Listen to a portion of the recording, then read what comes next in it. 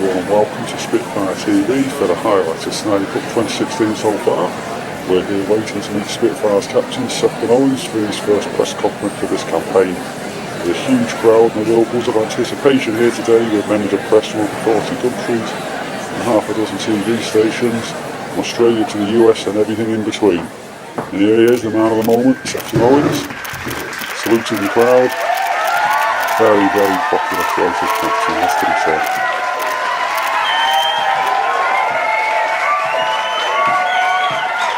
There it is, that's what they wanted, the traditional Spitfire salute from Owens.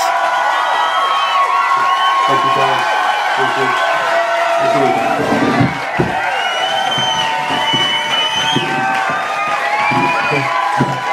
Good, it's good.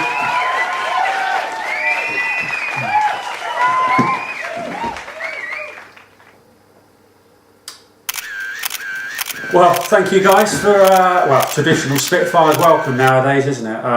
Yeah, glad you all could be here today. Delighted to be at my first press conference for Snyder Cup 2016. One thing I'll tell you first of all, there's no script here. I don't know my answers, I don't know your questions, unlike some captains. So I'm going to open up the floor. Happy to take any questions. So yeah, please fire away, guys. Morning, Sefton. Dave Stewart from the Manchester Evening News. How do you rate your chances of winning back the trophy this year? Yes, morning, Dave. Well, it's going to be difficult. It's not going to be easy to win it back this year.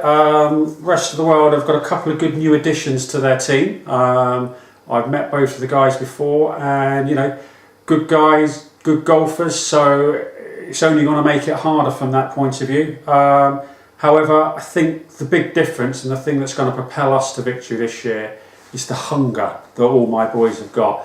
The hunger that they have to win back this tournament, this competition, is immense. Take Ashley. Ashley, he's been a broken man in part since last year. That meltdown against Jason's really affected him, but he's used it in the right way. He's using it to drive him on. He's using it to motivate himself. And he is his whole psyche, his whole thought of the moment is all about getting out there, slaying those demons, winning back that cup. And he is absolutely 100% sure that he's going to be doing that, and I'm with him on that one. Who else we got? Pete Regan. Pete's preparation for the tournament this year has been first class. I mean, I don't think there'll be any player out on that circuit better prepared than Pete. He's been out in Spain playing out there, a bit of warm weather training. He's even playing out in the US, and in fact, when he was out in the US, he was playing on a course where there was rattlesnakes. So if you can play against rattlesnakes, you can play against anything. And rattlesnakes is probably good preparation for playing some of that rest of the world, isn't it? So yeah, Pete again, great preparation. Yeah, he's going to win points for us, no doubt there. Trevor, I have never seen Trevor more focused than he is this year. Trevor is absolutely focused and drilled in on winning these matches, winning this tournament. His determination to do it as well is second to none. He's got it in him, and he knows he's going to be able to win this back. So Trev, again, brilliant preparation. Joe Oates, delighted to have Joe back in the team, and let's be honest, Joe only knows success. The guy's a winner. He's only ever played in winning Snyder Cup teams, and I fully expect that at the end of this year, he'll still be a winner. He'll still only ever played in winning Snyder Cup teams. So it's great having players like that back in the team. Danny, well, again, I talked about Trevor's focus. Let me tell you about Danny's focus. Again, absolutely focused, determined on winning back this tournament. Again, his preparation for it has been first class. Danny this year has been, he's had a good input onto the kit as well, which we'll probably talk about later. And his motivation and focus is just second to none. And then on top of that, we've got Gary and we've got Martin, the two new boys. Great signings. So I think we've got every single chance of success. Peter Alice, BBC Worldwide. So the two debutants this year, what can you tell us about Gary and Martin? Yeah, well, Gary and Martin, let's start with Martin. First of all, Martin is a great player. He is a really, really good golfer. He is Mr. Consistency. He's probably one of the most consistent golfers that I've come across. He's got lots of experience, played a lot of golf, and I think above all else, the guy is a winner. If you go down to Martin's local golf club, you look round the honours board there, winner, Martin Burr, winner. Martin Burr, winner. Martin Burr. The guy's a winner. He's a natural winner. So, brilliant addition to the team. Gary, well, what can I say about Gary? I think he'll be a brilliant signing for us. The guy's an enigma, a maverick, you might call him. But above all else, he is really, really tough to play against. They'll see Gary come up. They'll see him on that first tee. They'll see his swing. They'll be thinking, hey, what's this all about? Who's this bloke? Has everyone played golf? He'll go up there, he'll hit his ball, bang, 200, 250 yards, straight down the fairway. He'll follow up, bang, onto the green. He'll get his putt in, bang. They'll be thinking, blimey, what on earth was that all about? And that is it. You know, the way he plays the game, it makes him so difficult to play against. And of course, the other good news in having Gary, we're playing a coastal resort this year. We're going to be on an island, the sea's there, and if any seals are going to come in and get onto the course, Gary's your man to get rid of them. He'll just do a swing. There ain't going to be any more seals. So, yeah, I think Martin and Gary are two fantastic additions to the team, and I've never been more excited about captaining a group of players for the Snyder Cup. Dirk Kleiger from Eurosport HD. Rest of the world have appointed Jason Schwimmer as captain this year. Were you surprised by his appointment? Initially, I've got to say, I was shocked when Jason was given the job, but actually, do you know what? I thought about it and analysed it, and in fairness, it's the only choice. You know, they didn't have any other options. You look at their team. Tony starts up. You're going to choose Tony for it? Well, yeah, the guy, he's a perennial loser.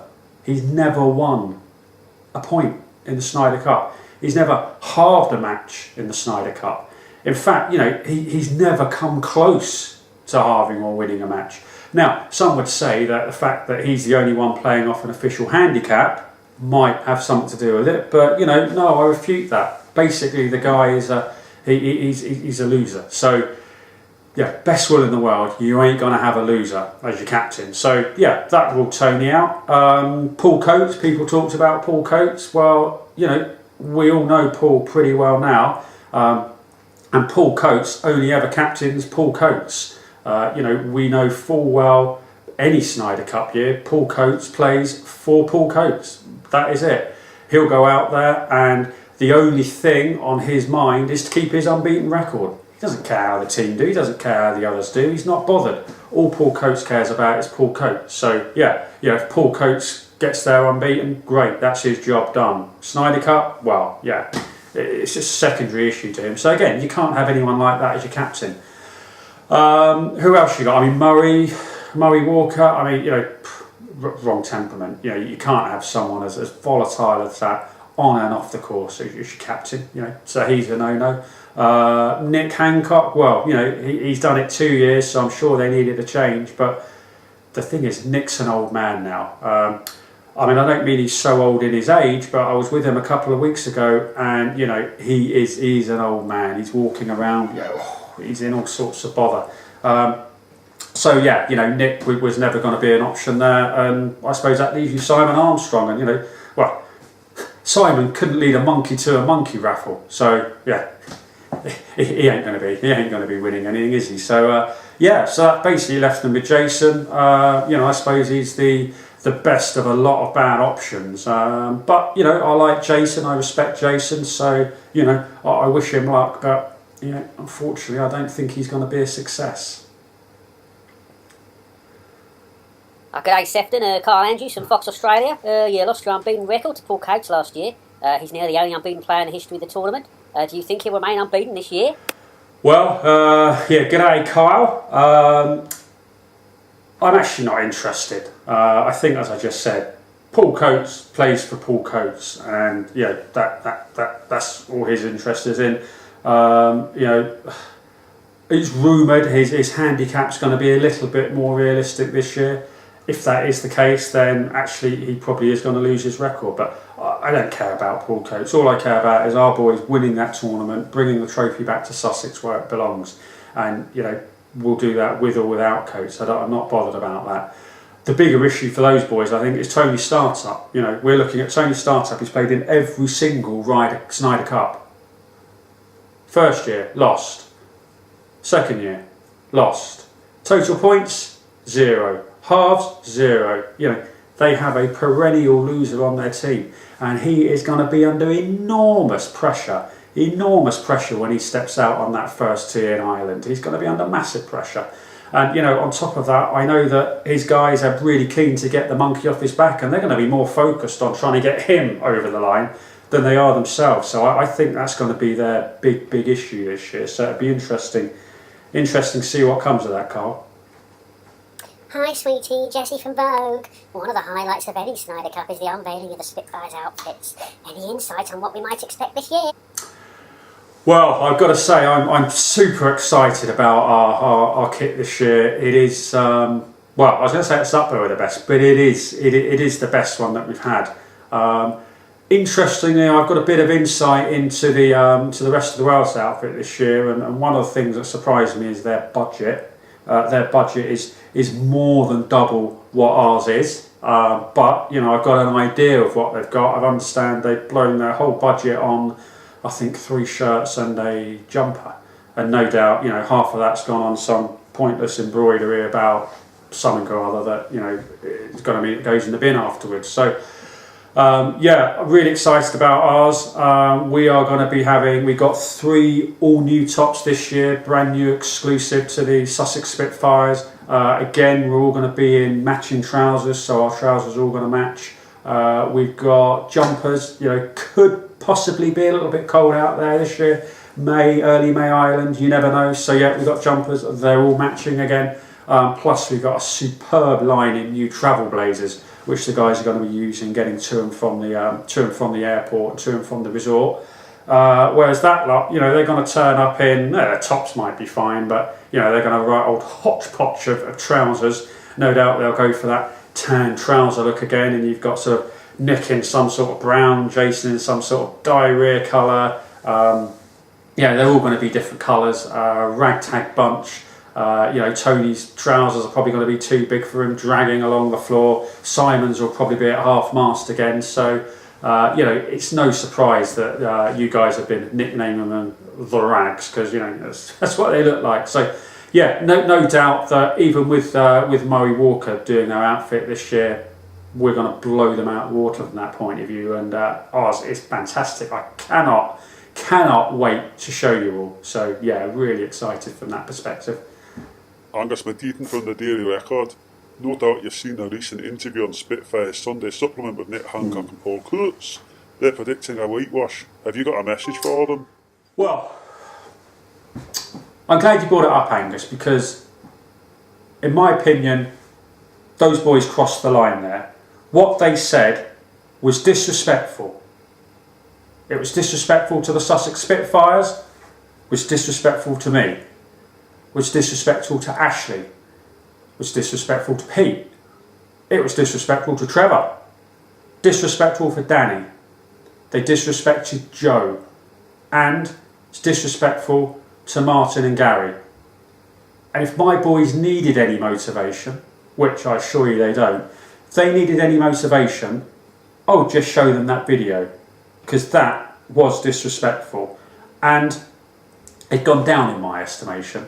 And I'll tell you what, while we're here, you give them this message from me. I would love it if we beat them. Love it. They have gone right down in my estimation, and the rest of the world haven't won anything yet this year, and they won't win anything this year, because I tell you what, we will be fighting for every single point every single day, and I would love it if we beat them. Love it. And that interview is over now, boys, so I'll see you in Ireland. Bye bye.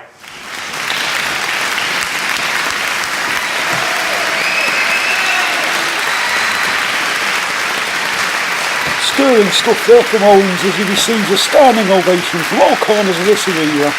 One thing's for sure, the Spitfires won't go down without a fight. Join us next time on Spitfire TV. Thank you and good night.